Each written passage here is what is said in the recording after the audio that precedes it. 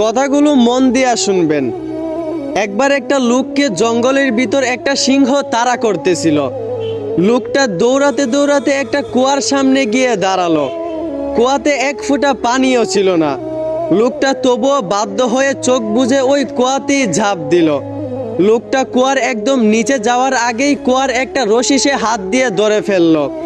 লোকটা রশিদে ঝুলে থাকলো। রশিদে ঝুলে থাকা অবস্থায় লোকটা যখন কুয়ার উপরে তাকালো, তখন দেখতে পেল কুয়ার উপরে সিংহ গর্জন করে তার অপেক্ষায় বসে আছে। লোকটা যখন তারপর কুয়ার নিচে তাকালো, তখন লোকটা দেখতে পেল নিচে একটি বিশাল বড় সাপ মুখ খোলা রেখে অপেক্ষা করছে, যেন লোকটা নিচে পড়লেই তাকে গিলে খাবে। তারপর যখন লোকটা তার হাতের রশির দিকে খেয়াল করলো, তখন দেখতে পেল একটা সাদা ইঁদুর এবং একটা কালা ইঁদুর তার হাতের রশিটা প্রতিনিয়ত কামড়ে চিরে ফেলতেছে। লোকটার ঝুলে থাকার সময় তারা শেষ করে দিচ্ছে। তারপর হঠাৎ করে লোকটা খেয়াল করলো তার সামনে একটা মৌচাক। লোকটা কি মনে করে যেন মৌচাক থেকে একটু মধু আঙ্গুল দিয়া খেলো। কেন জানি না লোকটার কাছে মধু এত পরিমাণ মিঠা লেগেছে যে লোকটার সাথে সাথেই তার উপরে যে একটা ভয়ঙ্কর সিংহ, তার নিচে যে একটা বিশাল বড় সাপ, তার হাতের রশি যে দুইটা ইঁদুর কামড়ে চিরে ফেলতেছে, তার ঝুলে থাকার সময় যে শেষ করে দিচ্ছে, লোকটা নিমিষেই এইসব ভুলে গেল।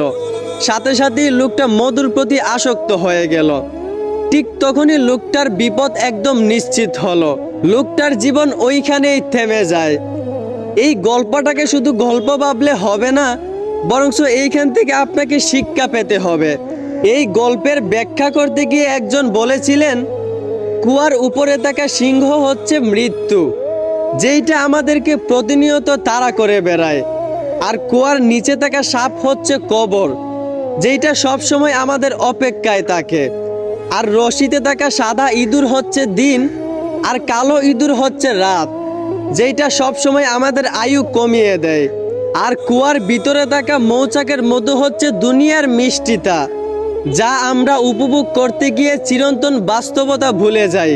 লোকটা যেমন গুহার ভিতরে সামান্য মধুর মিষ্টি উপভোগ করতে গিয়ে তার উপরে থাকা সিংহ এবং তার নিচে থাকা সাপ এই বিপদগুলা ভুলে গিয়েছিল, ঠিক তেমনি আমরাও দুনিয়ার সামান্য রং তামাশা উপভোগ করতে গিয়ে আমরা আমাদের আখিরাত ভুলে যাই। একটা কথা মনে রাখেন ভাই, আপনিও যদি দুনিয়ার সামান্য রং তামাশা উপভোগ করতে গিয়ে আপনি আপনার আখিরাত ভুলে যান, তাহলে মনে রাখেন আপনার পরিণতিও কিন্তু ওই কুয়াতে থাকা লোকের মতো হবে। আশা করি আমার কথাগুলো বুঝতে পারছেন। ধন্যবাদ।